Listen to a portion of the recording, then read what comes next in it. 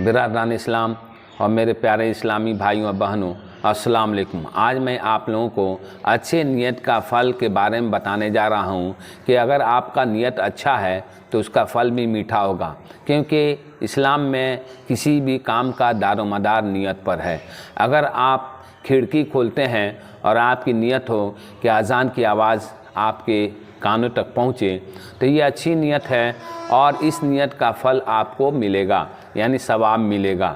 اسی طرح اگر آپ جو ہے کسی سے قرض لیتے ہیں اور نیت ہو کہ میں اس کو چکا دوں گا تو اللہ تعالیٰ کہیں نہ کہیں سے یہ قرض چکانے کے جو روپیے ہیں یا درہم ہیں آپ کو بہم پہنچا دے گا اور آپ اس کا قرض چکا دیں گے۔ لیکن اگر آپ کو قرض چکانے کی نیت ہی نہیں ہو تو اللہ تعالیٰ آپ کے اندر ایسی باتیں پیدا کر دے گا کہ لاکھوں کروڑوں کا مال رہتے ہوئے بھی آپ اس کا قرض چکا نہیں سکیں گے، کیونکہ آپ کی نیت تو تھی ہی نہیں قرض چکانے کی، تو آپ اس کا قرض کیسے چکاتے ہیں؟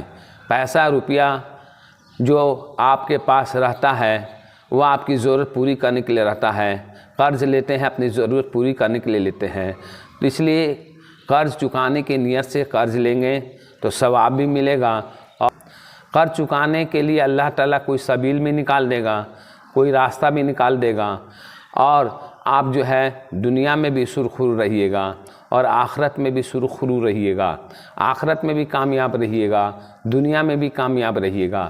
لیکن اگر آپ دوسرے کا حق مارنے کے چکر میں رہیں گے تو پوری زندگی جو ہے اللہ تعالیٰ آپ کو بے چین پریشان رکھے گا، اور جو ہے آپ ہمیشہ جو ہے اسی فکر اسی طاق میں لگے رہیں گے کہ دوسروں کا حق کیسے غصب کر لیں، کیسے مار لیں، آپ کو چین و سکون نام کی کوئی چیز نہیں ملے گی۔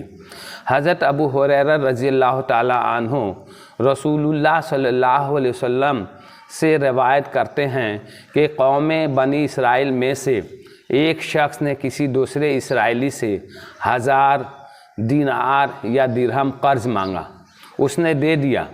واپسی میں چونکہ دریا پڑتا تھا اس لیے دریا کو پار کرنے کے لیے اس کو ناؤ کی ضرورت پڑی، مگر دریا کے پار آنے کے لیے کوئی سواری نہیں ملی۔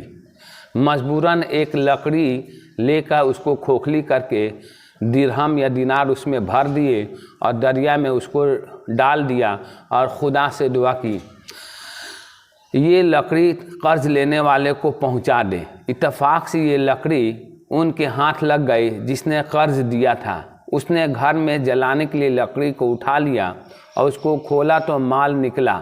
تو اس طرح پتہ چلا کہ اللہ تعالیٰ نیتوں کے پھل دیتے ہیں، جیسا آپ کا نیت ہوگا پھل بھی ویسا ملے گا۔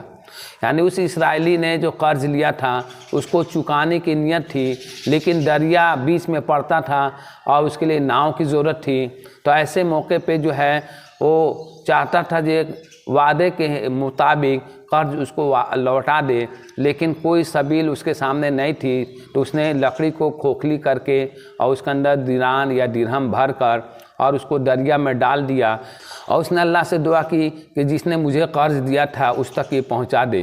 اللہ تعالیٰ نے اس کو اس تک پہنچا دیا اور اس طرح جو ہے اس کی نیتوں کا پھل مل گیا۔ تو اس لیے ہم کو بھی چاہیے کہ ہم اپنے نیت کو درست رکھیں۔ نیت درست رکھنے میں اپنا ہی فائدہ ہے، کسی دوسرے کا نہیں۔ اگر نیت غلط رکھتے ہیں تو آپ کا اپنا ہی نقصان ہے، دنیا میں بھی نقصان ہے، آخرت میں بھی نقصان ہے۔ اس لیے نیت اچھی رکھیں، اچھی نیت کا پھل اللہ تعالیٰ بہتر دیتا ہے۔ اس لیے آپ اچھی نیت کو اپنے دل کے اندر جگہ دیں، دماغ میں اچھی نیت اچھے خیالات رکھیں تاکہ آپ کو فائدہ پہنچے۔ جزاک اللہ خیرہ۔ السلام علیکم۔